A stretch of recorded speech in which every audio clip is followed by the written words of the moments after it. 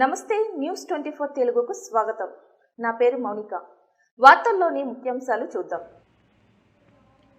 కరీంనగర్ జిల్లా ఇల్లంతకుంట మండల కేంద్రంలో కనగర్తి మరియు శ్రీరాములపల్లి గ్రామంలో నిర్వహించిన వికసిత్ భారత్ సంకల్ప యాత్రలో ముఖ్య అతిథిగా పాల్గొన్న బీజేపీ మండల అధ్యక్షుడు సింగిరెడ్డి తిరుపతి రెడ్డి.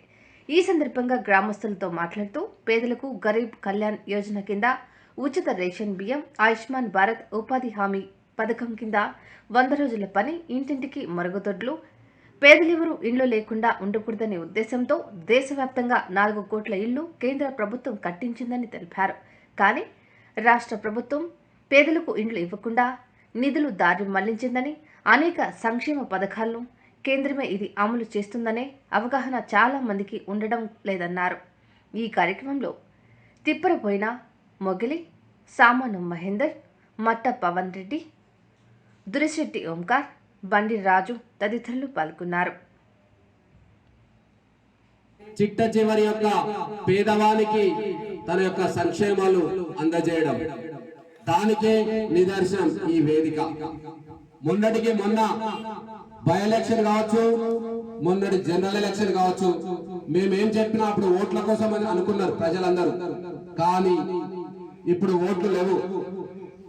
నరేంద్ర మోడీ గారు దారిద్ర్య రేఖకు దిగువ భాగం ఉన్న ప్రతి పేదవానికి కేంద్రంలో తాను ఏదైతే సంక్షేమాలు అందిస్తుండో వారందరికీ వాళ్లకు తెలిసినా తెలియకున్న ప్రజలకి లోతుగా ఈ యొక్క సంక్షేమాలు వెల్లజేయడానికి వికసిత్ భారత్ సంకల్ప యాత్ర అనే యాత్ర స్టార్ట్ చేసింది.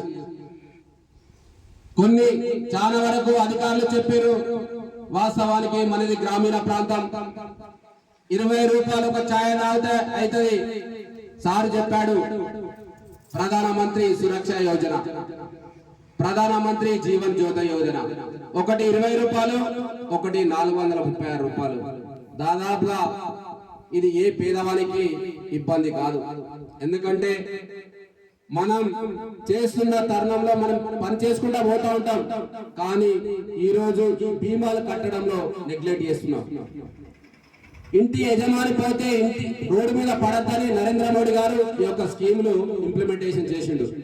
ఇది వాస్తవానికి ఈ యొక్క సభ మనందరి కోసం.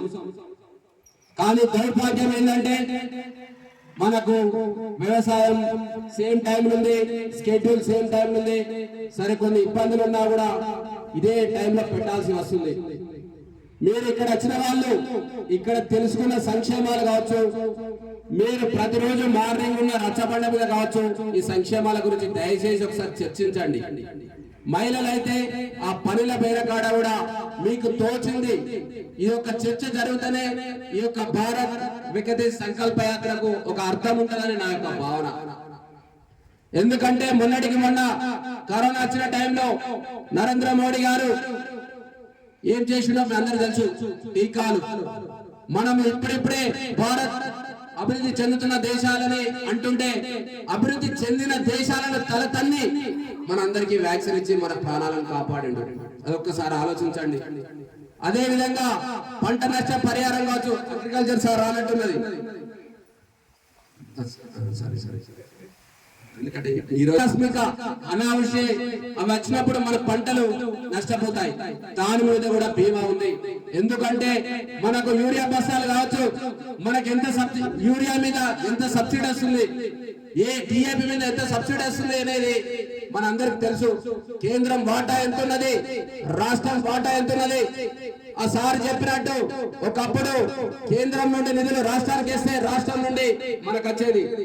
ఇలా అవకతవకలు జరుగుతున్నాయి కాబట్టి పారదర్శకత మిస్ అయింది కాబట్టి డైరెక్ట్ నేరుగా కేంద్రం నుండి వాళ్ళ యొక్క అకౌంట్లకు పంపించడం జరుగుతుంది.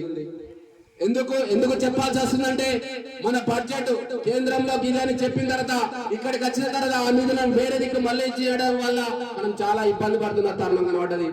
ఇప్పుడు అన్న చెప్పినట్టు శ్మశాన వాటికలు కావచ్చు, సీసీ రోడ్లు కావచ్చు, వీధి లైట్లు కావచ్చు, ఏదైనా కేంద్రమే. మొన్నటి వరకు చాలా మంది అనుకున్నారు కేంద్ర ప్రభుత్వం ఏంది, రాష్ట్ర ప్రభుత్వం ఏంది డిస్కస్ చేసినప్పుడు కేంద్రం యొక్క వాటా ఏందని తెలియడానికి యొక్క వేదిక. రాష్ట్రం నిన్నటికి నిన్న ఒక గ్రామంలో ఒక సర్పంచ్ తను నికార్సుగా లేచి ఈ జరిగిపోయిన 2 సంవత్సరాల్లో కేంద్రం నుండి వాటర్ రాకపోతే మా పరిస్థితి అయోమయం పరిస్థితిలో ఉండేదని వేదిక మీద చెప్పిండు. ఎందుకంటే ఒప్పుకోవాల్సిందే, ఒక్కరోజు ఆగుతారు, 2 రోజులు ఆగుతారు, నిజం కొంచెం లేట్ గా తెలుస్తుంది. కానీ అది ఎంత వేడిగా ఉంటదంటే మనందరికి తెలుసు. ఇప్పుడున్న ప్రభుత్వం కావచ్చు, మీకు ఆల్మోస్ట్ ఎన్ని సంవత్సరాలు అవుతుందో మన కొత్త కార్డులు, రేషన్ కార్డులు రాకుండా ఎందుకు ఇవ్వట్లేదు? ఇస్తే వాళ్ళకి పోయేది